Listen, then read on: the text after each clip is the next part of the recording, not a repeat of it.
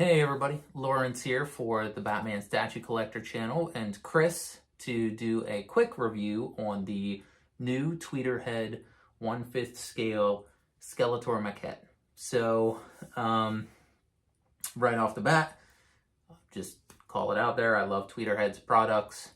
I love everything that they do in terms of the Masters of the Universe line so far. I've been really impressed with everything that I've gotten from them, dating all the way back to some of their earlier releases, even with some of the smaller busts that they did. But their 1/5 Legends line with Masters of the Universe has just been top-notch stuff for me personally.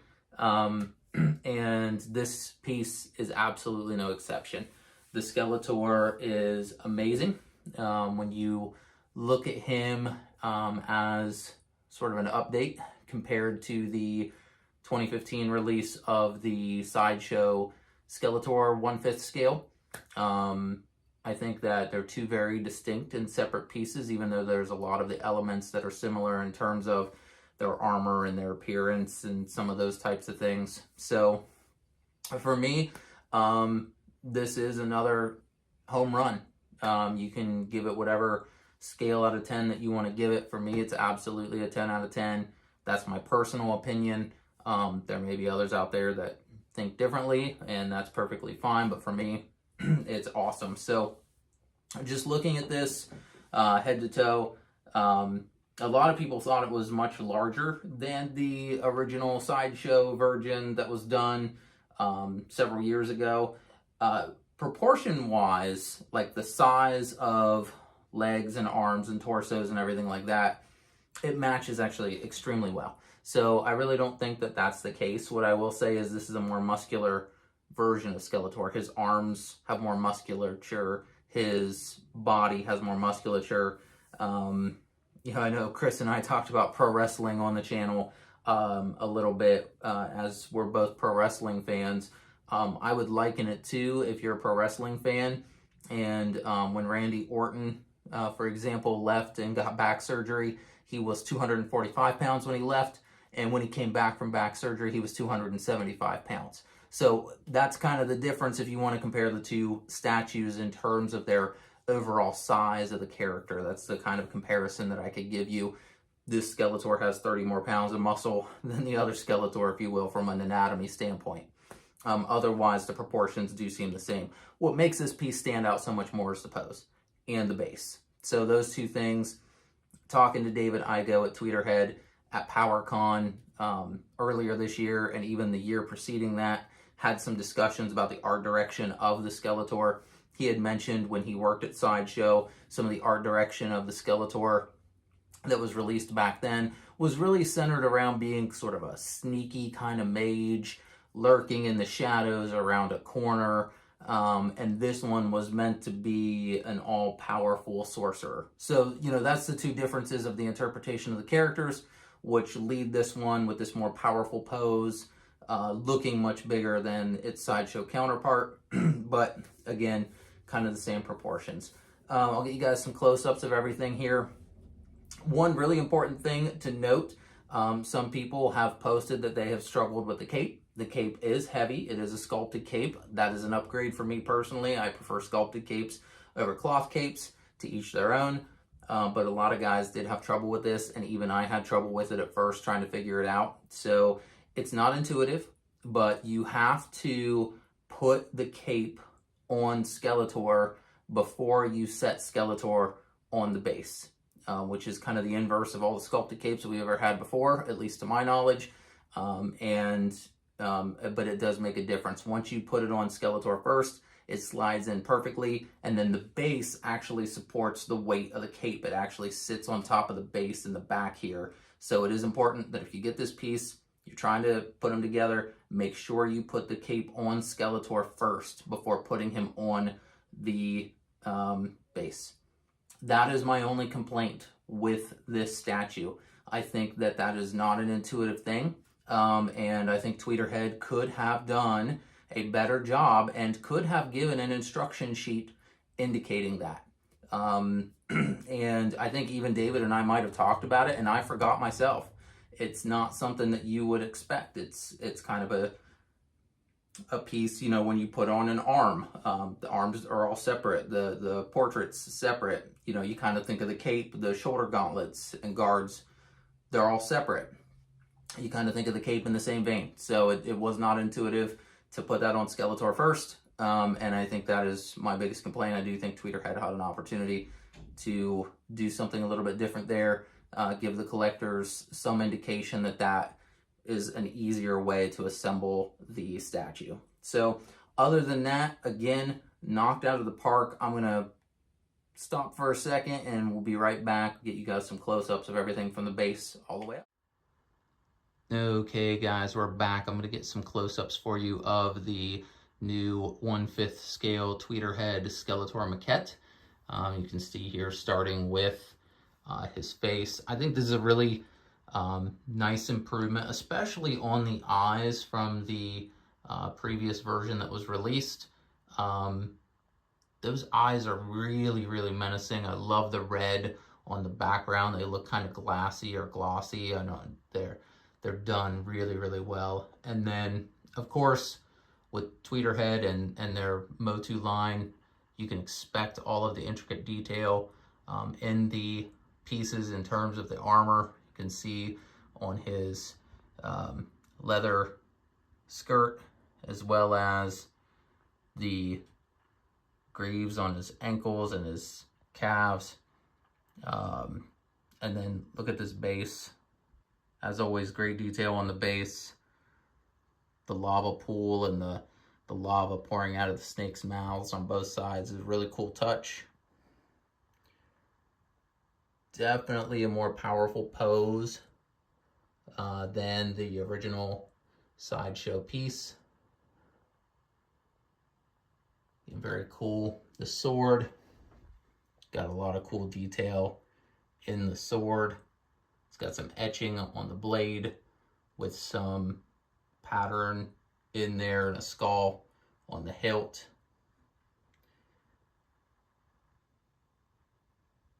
Just really a cool piece. All the way up and down. The cape is really cool. It is weathered.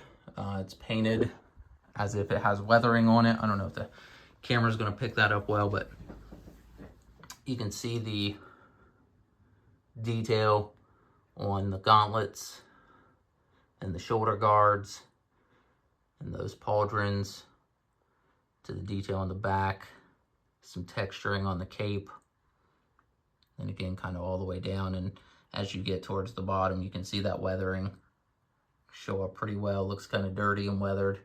So really, really cool. And the Havoc staff, very cool. Also an upgrade. Holds it up there by the hilt. I will say this is heavy too, but there are strong magnets that are holding this arm on, so there's no worries there from that perspective. Musculature is really cool. Again, this is definitely a more beefy version. You can see the size of the arm there. Just really, really nicely done. Another home run by Tweeterhead. I'm going to do the switch outs and we'll show you this.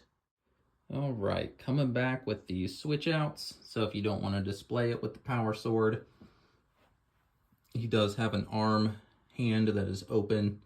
Again, that power pose, and then the difference in the portrait. No red in the eyes on that portrait, much more of a classic style portrait without the red.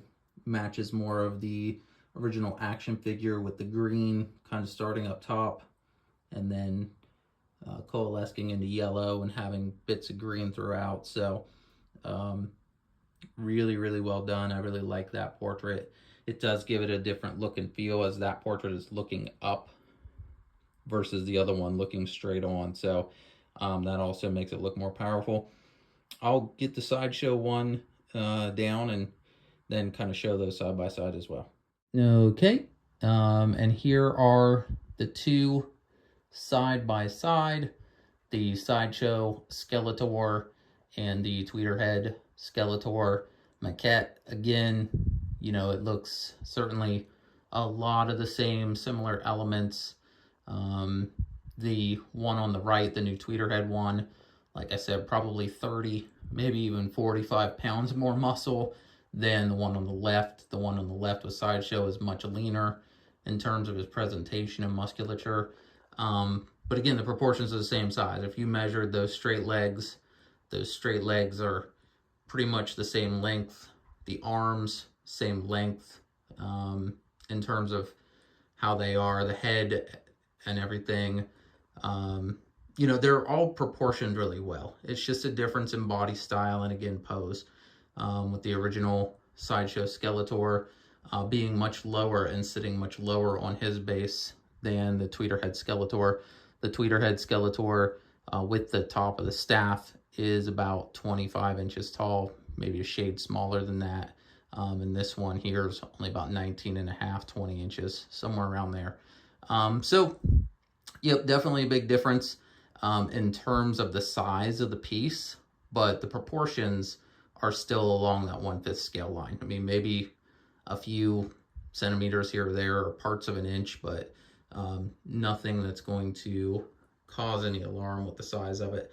The 1/5 scale would fit in nicely with quarter scale pieces though, just because it is sitting up really high on that much taller base than the original Sideshow piece. But I love both of them. They're both fantastic. If you've got an ability to pick up both of them, definitely do it. But the Tweeterhead one should be much easier to get than the old Sideshow one.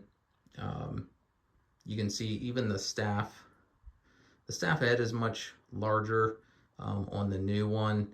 A lot of people I've seen display that staff head on the Sideshow one with it really sticking up. It's meant to be pushed all the way down, and it will do it. It's supposed to fit that way, and it does fit the statue much better when you actually push it all the way down, similar to the Tweeterhead and him holding it up by that more hilt type area, I guess is what you would call it. I'm not sure what that's called on a staff, but anyway, you get the point. The old one, again, cloth cape, got some purple, got some tattering, and then the new one is the sculpted cape. But both awesome pieces. Definitely some difference in the armor. This one does, the armor on this does match the life-size bust of Skeletor, so it is a 100% identical match, both from everything that's on his shoulder guards with the leather, and the leather coming around, and then the armor pieces themselves that attach on the chest, and then behind on the neck and the shoulders, all of those guards match 100% to what is on the new maquette piece. So a little bit different than what was on Sideshow, as it's a skull and crossbones. The Hordak symbols on the belt are a little different, but definitely still in line. You can still tell there's a lot of the same elements in terms of the overall presentation, but just a phenomenal piece. Pick it up. I believe it's still available through Sideshow, and you know, there you go.